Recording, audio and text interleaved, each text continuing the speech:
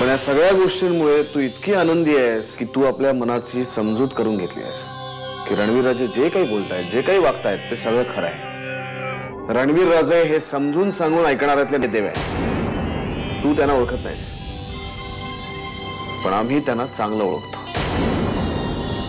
काही म्हणालीस ना देवयानी, तरी सुद्धा रणवीर राजांच्या या अशा वागण्यामागे नक्की काहीतरी कारण आहे. बघा ना विक्रम कसं वागतोय. आता भैयासाहेब बदलले तर आपण सगळ्यांनी आनंद मानायला हवा ना. पण तुमचं असं म्हणणं आहे की यामागे भैयासाहेबांचा काहीतरी स्वार्थ आहे. भैयासाहेब बदलले त्याच्यावर विश्वासच बसत नाही याचा. यावर आमचाही विश्वास बसला नव्हता तेव्हा. आम्ही जितकं रणवीर राजेंना ओळखतो ना तितकं कदाचित कोणीच ओळखू शकलेलं नाही त्यांना. त्यांच्या वागण्याच्या या बदलामागे नक्कीच काहीतरी कारण आहे. जाणीवपूर्वक ते असं वागतायत असं आम्हालाही वाटतं. काहीतरी साध्य करायचं यांना.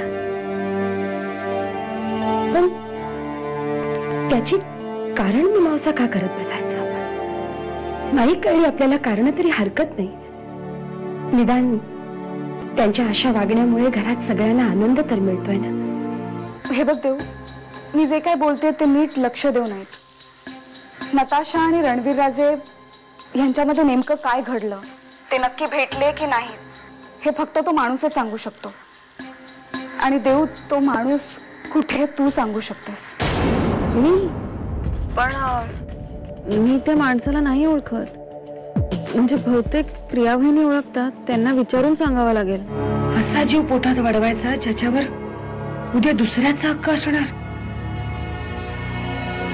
किती कठीण जाईल तिला ही परीक्षा देणं.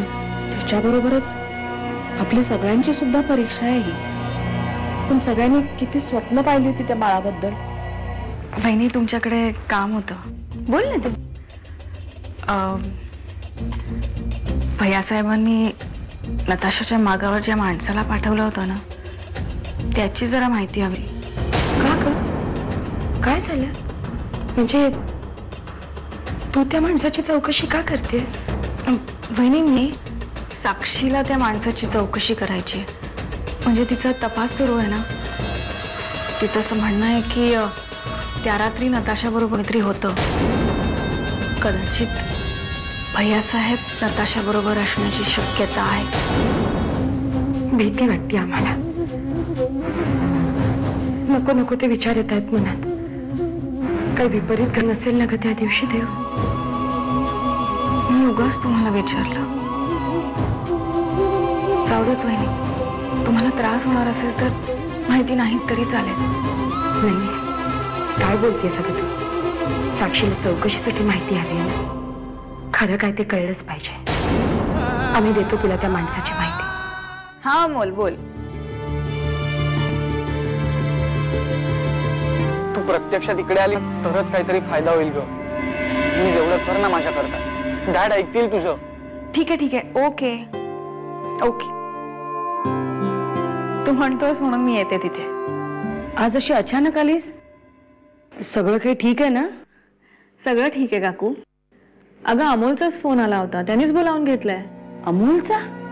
हो काकू, काय प्रॉब्लेम झालाय? काका अमोलला मुलचंदानीमध्ये ऍडमिशन का नाही घेऊ देते? देऊ, तुला आपल्या घर परिस्थिती माहिती आहे ना.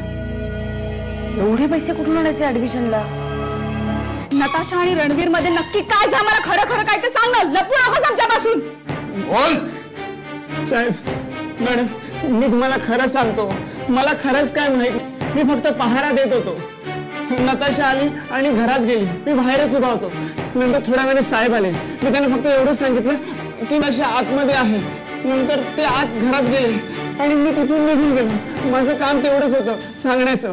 मी तेवढं केलं आणि मी खरंच सांगतो, मी तिथून निघेलो. साहेब, खरं बोलतोयस का हे? साहेब, मी खरं सांगतो.